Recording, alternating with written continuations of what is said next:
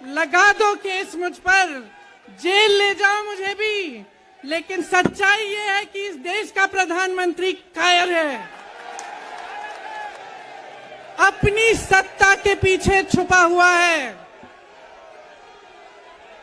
अहंकारी है और मजबूती से लड़ेंगे। हम इस देश के लोकतंत्र के लिए कुछ भी करने के लिए तैयार हैं। इस देश के लोकतंत्र को, इसकी नींव कांग्रेस पार्टी के महान महापुरुषों ने डाली है। कांग्रेस पार्टी लड़ी इस देश की आजादी के लिए और आज भी इस देश की आजादी के लिए ही लड़ रही। कभी कभी मैं सोचती हूं, मुझे समझ में नहीं आता कि पब्लिक क्या सोच रही है। क्या देख नहीं रही है क्या हो रहा है? क्या आपको दिख नहीं रहा है कि आपकी सारी संपत्ति लूटी जा रही है, एक आदमी को दी जा रही है, गिने चुने उद्योगपतियों को सब कुछ दिया जा रहा है। किसकी संपत्ति है? ये राहुल गांधी की संपत्ति है, ये आपकी संपत्ति है। लो, समय आ गया है, डरो मत। राहुल गांधी के शब्दों में डरो मत। इनका सामना करने का समय आ गया है। एकजुट हो जाओ, सामना करो, इस देश की सच्चाई को उभारो, इस देश की एकता को बनाए रखो और इस देश को आगे बढ़ाओ। अर्बन कंस्ट्रक्शन लेकर आए हैं आपके लिए ऑल इन वन सोल्यूशन। चाहे कंस्ट्रक्शन हो या हो नक्शा, हम आपके घर को आपके सपनों का घर बना के देंगे, वो भी वाजिब दामों पर। तो आज ही विजिट करें। यहाँ पे बैठे हुए मेरे मन में एक पुरानी बात आई। 32 साल पुरानी बात है, मई 1991 की बात है। मेरे पिता की शव यात्रा तीन मूर्ति भवन से निकल रही थी। अपनी मां के साथ और अपने भाई के साथ हम एक गाड़ी में बैठे थे। सामने भारतीय सेना की एक ट्रक थी, फूलों से लदी हुई थी। उसके ऊपर मेरे पिताजी का शव था। थोड़ी देर काफिला चला, 5-10 मिनट चला, फिर राहुल कहने लगे मैं उतरना चाहता हूं। तो मां ने मना किया। उस समय सुरक्षा का भी बहुत वो था, तो मां ने कहा नहीं, तुम उतर नहीं सकते।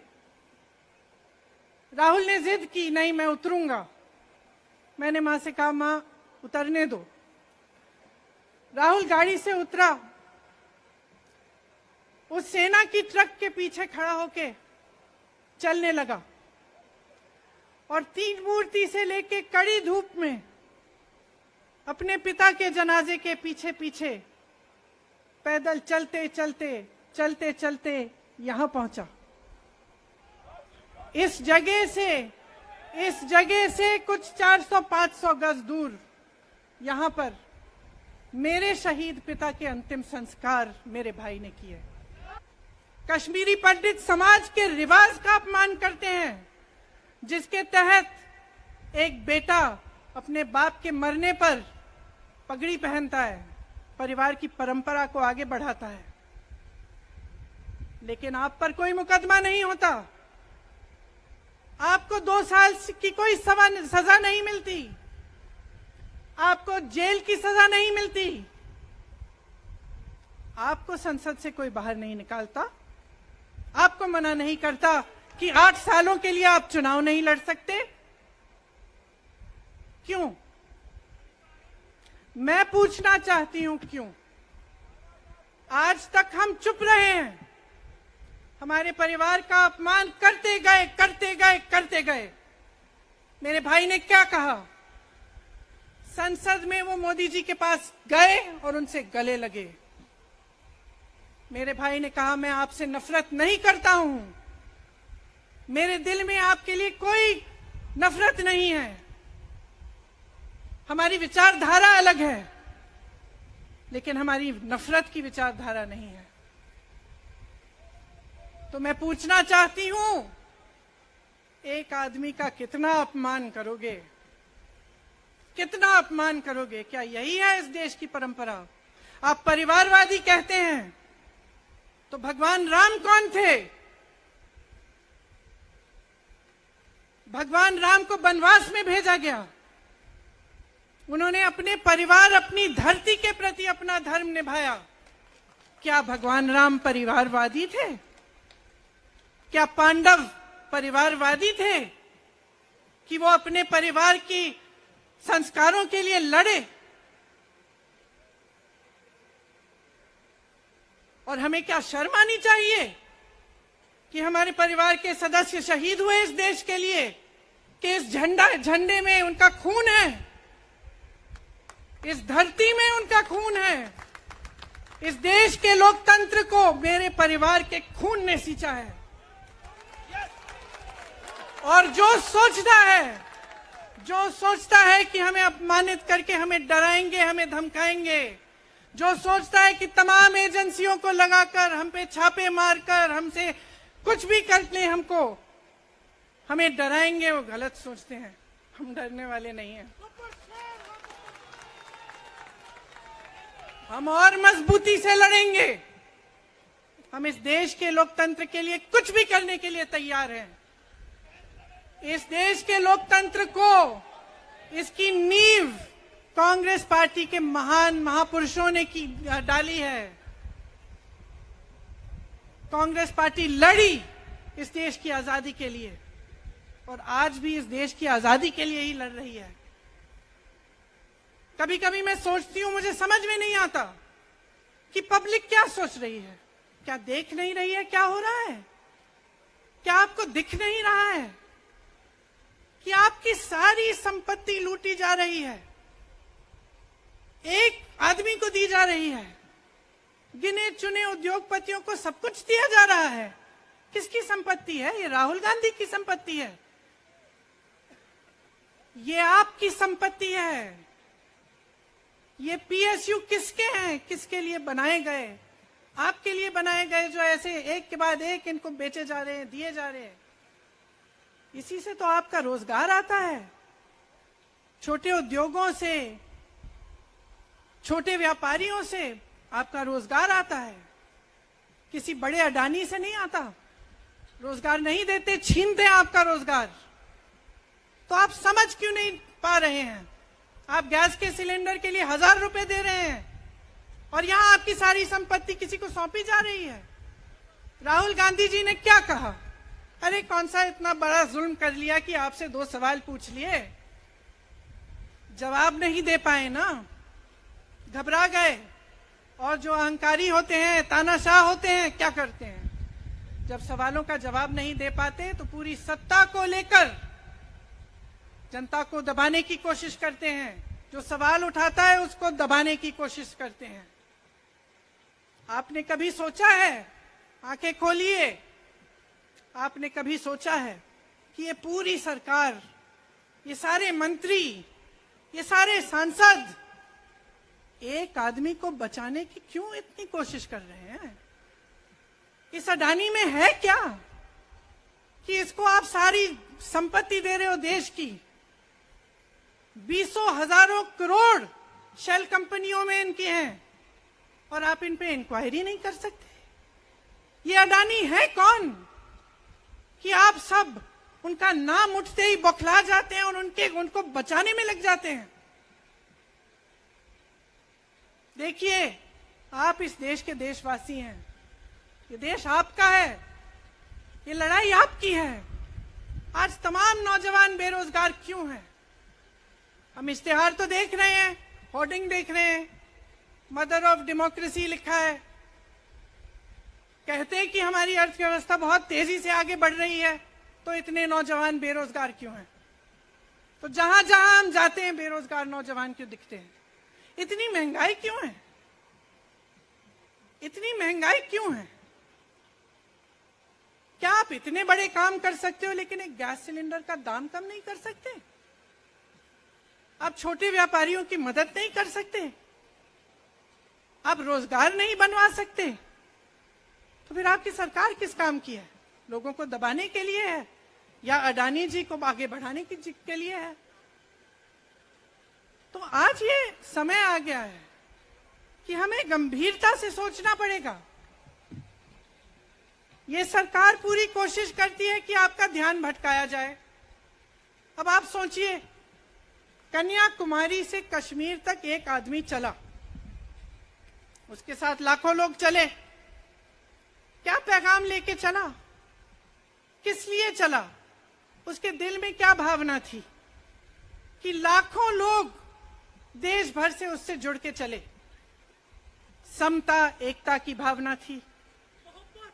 आज आपके सारी मीडिया, आपके सारे मंत्री, आपके सारे सांसद, आपके सारे कार्यकर्ता कह रहे हैं कि राहुल जी ने विदेश जाकर देश का अपमान किया, राहुल जी ने एक वर्ग का अपमान किया। क्या एक आदमी जो कन्याकुमारी से लेकर 5000 किलोमीटर कश्मीर तक चल के ये रोज रोज कहता है कि इस देश को एक होना चाहिए, सबको समान दृष्टि से देखना चाहिए, क्या ये आदमी देश का अपमान कर सकता है? क्या ये आदमी एक वर्ग का अपमान कर सकता है? तो ये आदमी क्या कर रहा है? ये आपकी आवाज उठा रहा है। ये क्या कह रहा है? कह रहा है कि गरीबों को अपना हक दो, नौजवानों को अपना हक दो, महिलाओं को अपना हक दो। यही तो कह रहा है। और हक क्या है? हक ये है कि जो आपका है वो आपके हाथों में जाना चाहिए, किसी बड़े उद्योगपति के हाथ में नहीं, जो प्रधानमंत्री जी के मित्र हैं। ये है आपका हक। उसी हक की लड़ाई लड़ रहा है। तो आप समझिए, ये एक इंसान की बात नहीं है, ये एक राहुल गांधी की बात नहीं है, ये पूरे देश की बात है। जब हम कहते हैं लोकतंत्र को बचाना है, तो हम किस बात को बचाने की कह रहे हैं? क्या कह रहे हैं हम? लोकतंत्र क्या होता है? खुल के जवाब मांगो, सवाल उठाओ। यही तो लोकतंत्र है कि आपको कोई आपत्ति है, कोई समस्या है, आप किसी के पास जाकर अपना हक मांग सकते हैं। आप कह सकते हैं, भाई हमारे लिए ये क्यों नहीं किया, इतनी महंगाई क्यों है, हमारे लिए रोजगार क्यों नहीं बनाए। लेकिन आज यही हक आपसे छीना जा रहा है और आपका ध्यान इधर उधर भटकाया जाता है और इतनी चीजों को फैलाया जाता है जो सच नहीं है, झूठों को फैलाया जाता है। आप सोचिए, राहुल गांधी दुनिया के सबसे बड़े जो शिक्षा के संस्थान है वहां से पढ़ के आए हैं। हार्वर्ड और कैम्ब्रिज की उनकी डिग्री है। कैम्ब्रिज से उन्होंने इकोनॉमिक्स में मास्टर्स डिग्री, एमफिल डिग्री उनको मिली। आप उसको पप्पू बनाते हैं। पूरे देश भर में आपकी सहायता के साथ मेरे मीडिया के दोस्तों, डिग्री आपने देखी नहीं, सच्चाई आपने देखा नहीं, उनको पप्पू बना दिया। फिर पता चला कि ये पप्पू तो यात्रा में निकल आया और पता चला कि ये तो पप्पू है ही नहीं। इसके साथ तो लाखों लोग चल रहे हैं। ये ईमानदार भी है, ये सब बातों को समझता भी है, ये जनता के बीच जा रहा है, जनता की समस्याओं को सुन रहा है, तो जनता इसके साथ चली जा रही है। तो घबरा गए कि राहुल गांधी ने संसद में वो सवाल उठाए जिनका उनके पास जवाब नहीं है।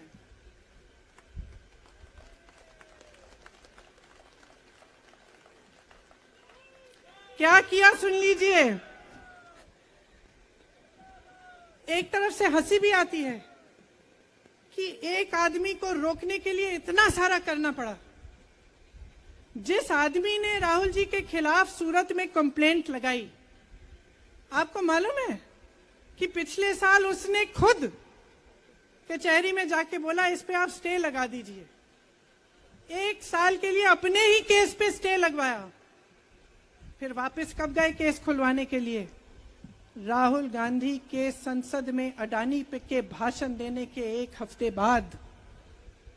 1 हफ्ते बाद वो आदमी वापस जाता है, कहता है केस खोल दी, सुन लीजिए अब हम तैयार हैं। 1 महीने के अंदर अंदर जज कह देते हैं कि राहुल गांधी को 2 साल की सजा मिलेगी। आपने देखा इस देश में कितने केस हैं कि जेल में 10 साल के लिए पड़े रहते हैं, उनकी सुनवाई नहीं होती। ये तो सुनवाई भी फट से हो गई, जजमेंट भी फट से हो गई, सजा भी फट से हो गई। और आपने कह दिया अगले दिन कि 8 सालों के लिए ये चुनाव नहीं लड़ सकते, संसद से बाहर कर देंगे इनको। वाह वाह वाह वाह वाह वाह, बहुत धैर्य है आप में। अरे कायर हैं, कायर है इस देश का प्रधानमंत्री। लगा दो केस मुझ पर, लगा दो केस मुझ पर, जेल ले जाओ मुझे भी, लेकिन सच्चाई ये है कि इस देश का प्रधानमंत्री कायर है।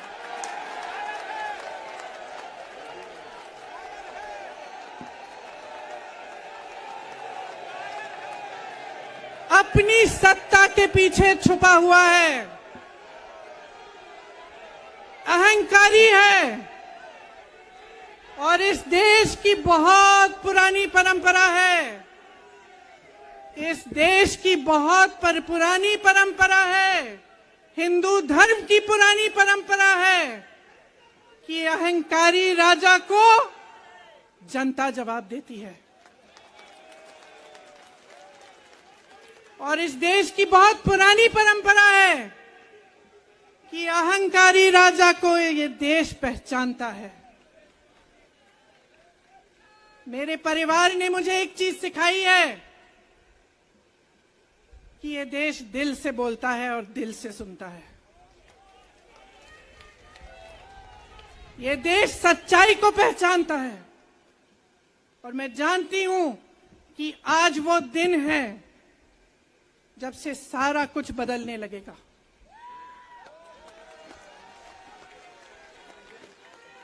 मेरे मीडिया के साथियों, मैं आपसे कहना चाहती हूं, बहुत हो गया है, बहुत हो गया है।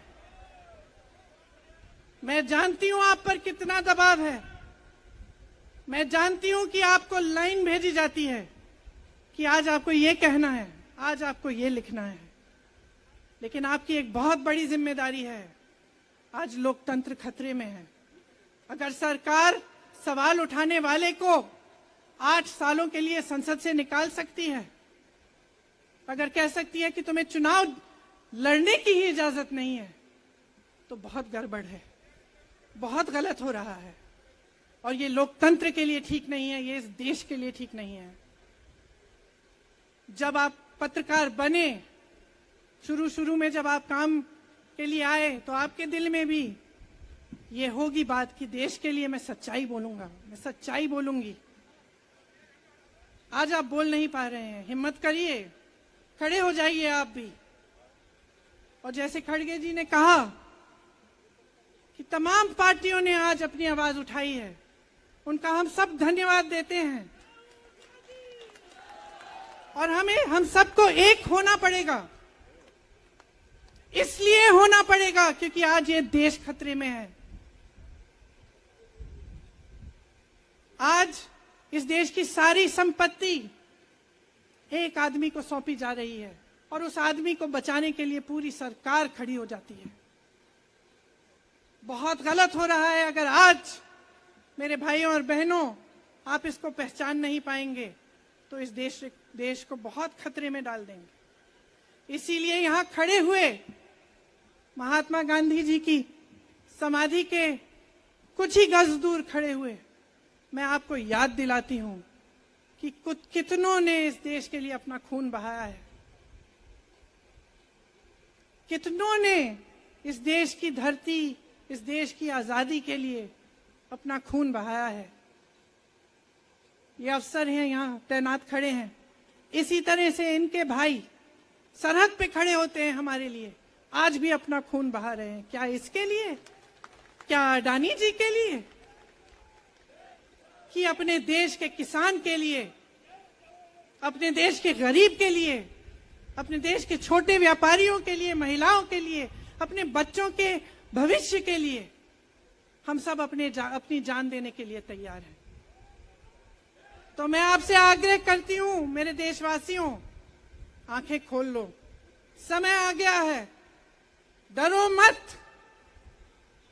राहुल गांधी के शब्दों में डरो मत, इनका सामना करने का समय आ गया है। एकजुट हो जाओ, सामना करो, इस देश की सच्चाई को उभारो, इस देश की एकता को बनाए रखो और इस देश को आगे बढ़ाओ।